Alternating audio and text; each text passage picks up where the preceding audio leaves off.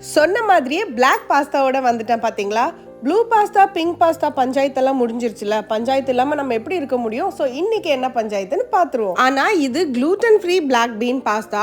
இதுல என்ன புதுசா கண்டுபிடிக்கிறீங்கன்னு நானும் பாக்குறேன். இப்போ இந்த மாதிரி நிறைய ஹெல்த்தியான gluten ஃப்ரீ பாஸ்தாஸ்லாம் அவைலபிளா இருக்கு. வீட் பாஸ்தாஸும் அவைலபிளா இருக்கு. ரெசிபி மட்டும் ஃபாலோ பண்ணிட்டு உங்களுக்கு எந்த பாஸ்தா பிடிக்குமோ அதை யூஸ் பண்ணிக்கோங்க. ஸோ ஆஸ் யூஷுவல் பாஸ்தாவை எப்படி வேக வைப்பீங்களோ தண்ணியில உப்பு சேர்த்து 1 டீஸ்பூன் எண்ணெய் ஊற்றி வேக வச்சு எடுத்துக்கோங்க. இப்போ பேன்ல 1 டேபிள் ஸ்பூன் பட்டர், தூளா கட் பண்ண 5 பல் பூண்டு நல்லா வதக்கிக்கோங்க. இது கூடவே பாதி வெங்காயத்தை இந்த மாதிரி வதக்கிடுங்க. இப்போ இதுல 2 டீஸ்பூன் மைதா இல்ல கோதுமை அதையும் அந்த பட்டர்லயே வதக்கிட்டு 1 டீஸ்பூன் ஃப்ரெஷ்ஷா அரைச்ச பெப்பர் சேர்த்துக்கோங்க. இதுலயே நான் ஒரு 10 மஷ்ரூமை கட் பண்ணி சேர்த்து நல்லா வதக்கிக்கிறேன். டேஸ்டுக்காக 1 டீஸ்பூன் உப்பு சேர்த்துட்டு நம்ம வேக வச்ச பாஸ்தா தண்ணியை உள்ள சேர்த்துக்கலாம். ஒரு 4 நிமிஷம் நல்லா கொதிச்ச பிறகு 1 tablespoon dark soya sauce, 1 tablespoon oyster sauce, 1 tablespoon honey சேர்த்திருக்கேன். நெக்ஸ்ட் இதுல 1 teaspoon oregano, chilli flakes, dried parsley சேர்த்திருக்கேன். ஒரு 5 நிமிஷம் பாத்தீங்கன்னா இந்த மாதிரி செமி திக்காகும். இப்ப இதுல 1 கப் ஃப்ரெஷ் கிரீம் சேர்த்துக்கோங்க. கிரீமுக்கு பதிலா நீங்க திக்கா காய்ச்சின பால் கூட சேர்த்துக்கலாம். இதுல நம்ம வேக வச்சிருக்க பாஸ்தாவை சேர்த்து நல்லா கலந்து கொடுங்க.